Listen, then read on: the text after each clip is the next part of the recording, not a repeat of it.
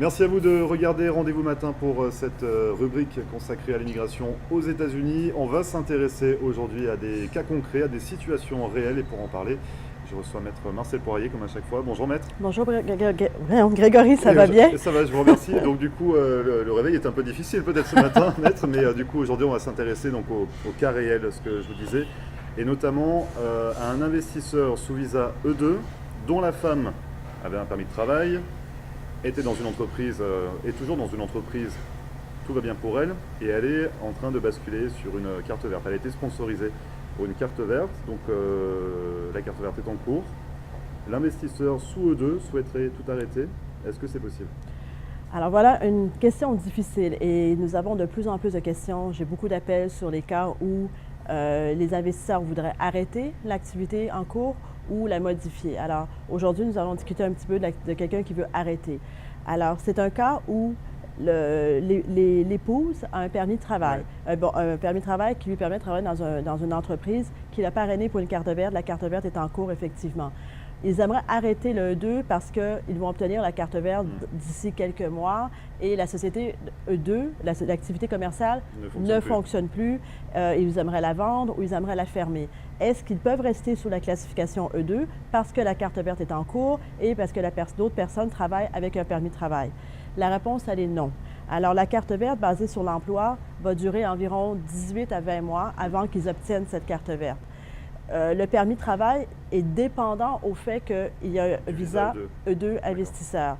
Si l'investissement s'arrête, même s'il reste aux États-Unis sans sortir des États-Unis, si l'investissement perd le permis de travail. Il perd le permis de travail et il perd le E2. Alors, si l'activité commerciale s'arrête, légalement, ils sont obligés de quitter les États-Unis et de revenir en touriste s'ils veulent revenir. Mais le E2 se termine. La carte verte peut continuer à avancer et ils peuvent retourner dans leur pays d'origine. En attendant que la carte verte soit effective? C'est ça, mais ils ne peuvent pas arrêter le E2. Et ça, c'est quelque chose qui se produit assez souvent où ils vont dire « Nous avons la carte verte en cours, nous avons un permis de travail, nous allons arrêter l'activité commerciale. » Mais le problème, c'est comment peut-on continuer le processus de la green card en retournant dans son pays d'origine, en sachant que la personne qui a été sponsorisée est censée quand même travailler?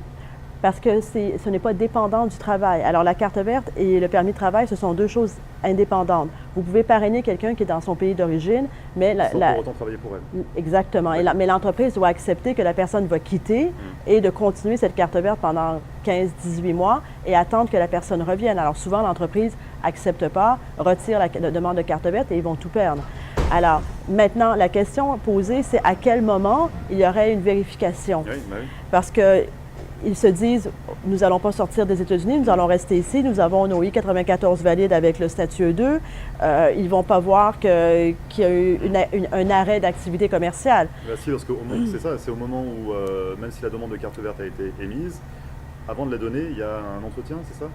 Il y a une vérification. Alors, il y a deux étapes à la carte verte. Il y a l'approbation de la carte verte de la classification. Alors ça, aucune vérification est faite.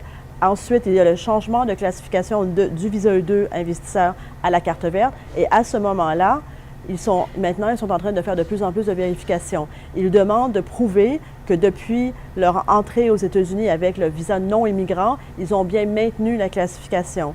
Ils peuvent vous demander les rapports d'impôts, ils peuvent vous demander des preuves d'employés. Alors, c'est à la deuxième partie de la carte verte, après l'approbation de la carte verte, avant d'émettre la carte plastifiée, si vous voulez, il y a une partie qui s'appelle Adjustment of Status, un changement de classification. Et maintenant, depuis la nouvelle administration, ils ont établi aussi une interview où les gens sont obligés de se présenter devant un officier et là, ils se font questionner sur la deuxième partie.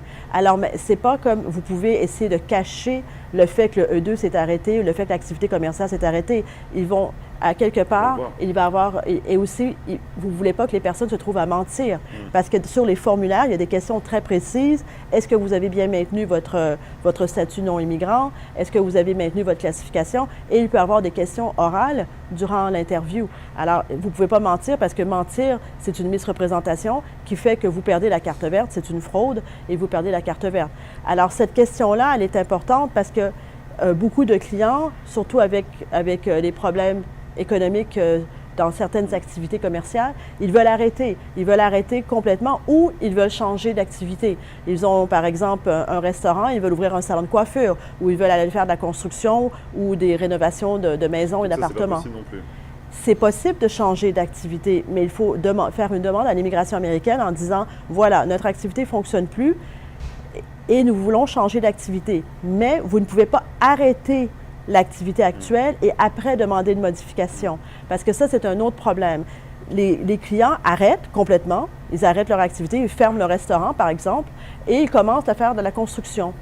Et 6 mois plus tard, ils nous appellent et nous disent, bon, ben voilà, le restaurant est fini, nous avons gardé la société, nous sommes en train de faire de la construction, qu'est-ce qu'on fait? Quand vous envoyez la demande de modification à l'immigration américaine, ils demandent au moment de l'envoi du dossier pour la modification de prouver que l'autre activité pour laquelle est toujours en cours. Alors, si vous avez arrêté l'activité, vous ne pouvez plus faire la modification. C'est impossible. Et qu'est-ce qu'on risque justement dans ces cas-là? Alors, vous risquez d'être déporté des États-Unis et dans certains cas, vous êtes barré pendant 5 ans des États-Unis et vous devez faire un waiver, une permission de retour pour pouvoir revenir. Donc ça, c'est en cas de changement de secteur d'activité. C'est-à-dire si on est dans la pâtisserie et qu'on ouvre quelque chose dans la construction. Si ça n'a pas été avisé proprement, ça n'a pas été fait, ou si vous avez arrêté, ils ont attendu 6 mois, par exemple, avant de dire, maintenant, nous voulons faire la modification. Là, c'est impossible. Il faut quitter les États-Unis. Alors, comment régler le problème? Alors, il faudrait que les gens arrêtent complètement le E2, ça se termine, l'activité du restaurant elle est terminée, ils sont obligés de repartir parce qu'ils ne peuvent plus rester sur le territoire américain avec une activité qui s'est arrêtée et après remonter une nouvelle activité commerciale, un nouvel investissement, un nouveau dossier, mais pas en étant ici aux États-Unis parce que vous ne pouvez pas rester si la première activité a été terminée. Alors il faut quitter, accepter de tout laisser, de tout arrêter et après de recommencer à zéro, de revenir faire une étude de marché avec un visa B1 ou avec un ESTA ou avec en tourisme, faire au moins une étude de marché pour essayer de réintégrer un nouvel investissement et tout recommencer à zéro. Et si on reste dans le même secteur d'activité, par exemple, si on est dans la restauration, qu'on décide d'arrêter et de laisser passer 2-3 mois le temps de chercher notre affaire et de rouvrir un autre restaurant sous le même visa, est-ce que ça c'est possible? Alors quand vous restez dans le même secteur, ça veut dire pâtisserie ou boulangerie, vous restez dans la même activité commerciale, mais il n'y a pas de gap, comment on dirait, il n'y a pas de délai autorisé. Vous ne pouvez pas dire, bon, je vais rester et faire une étude de marché sur mon E2 pendant 3, 4, 6 mois et après recommencer autre chose. Il n'y a aucune tolérance, il y a 0 tolérance. Quand vous avez un visa E2, il faut continuer. Si vous fermez, par exemple, un restaurant et vous l'ouvrez le lendemain un autre, là, il n'y a pas de délai entre les deux. Mais vous ne pouvez pas dire, j'arrête tout, je continue pendant 6 mois à regarder, à faire une étude, parce que là, ils peuvent tolérer, l'ambassade peut tolérer si vraiment vous êtes actif, mais aussi ils peuvent vous accuser d'une violation. Alors, c'est un risque important à prendre dans ces cas-là. Pour l'éviter, c'est le mieux, donc c'est de faire la modification. Ça se fait par la poste, c'est ça, c'est tout simple. La modification est envoyée par la poste, c'est pas à l'ambassade. Ouais. C'est un dossier qui est monté, qui explique qu'est-ce qui s'est passé avec le premier dossier, avec la première activité commerciale, prouver que l'activité commerciale est toujours en cours.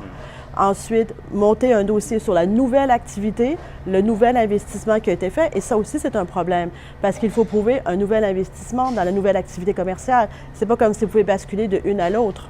Alors, quel est le nouvel investissement, les sources des fonds, la source des fonds, un nouveau business plan, si c'est une création ou c'est une activité en cours, les documents financiers, la preuve des employés. Il faut remonter un dossier qui est envoyé par la poste à l'immigration américaine. Et après, avec le même visa, le même nom de société, il nous renvoie une autorisation de modification avec un nouveau I-94 pour montrer que l'autorisation a été approuvée par l'immigration américaine. Et au moment du renouvellement, le dossier de modification doit être intégré au renouvellement du visa. Parce que ce n'est pas le visa qui est renouvelé, ce n'est pas le visa qui est modifié. Le visa reste le même dans le passeport, il ne change pas de visa, il ne retourne pas à l'ambassade pour une interview et les empreintes, c'est fait par la poste. Mais le visa en tant que tel, l'émission, la durée du visa ne va pas changer. Alors, si c'est une durée qui reste de 3 ans, il va toujours rester 3 ans de visa, alors pour entrer et sortir. Alors, quand ils vont arriver à la fin du visa qui leur permet de voyager à l'extérieur des États-Unis, de revenir, ils vont quand même être obligés d'aller à l'ambassade pour faire un renouvellement du visa avec toute la procédure normale pour le renouvellement. Il y a encore beaucoup de choses à dire sur ces cas concrets, c'est assez compliqué. Le mieux, Oui. bien évidemment, c'est de faire appel à vos services.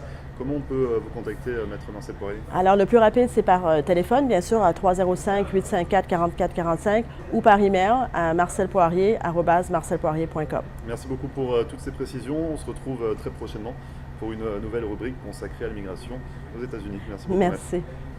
Et vous, ne bougez pas, on revient juste après ça.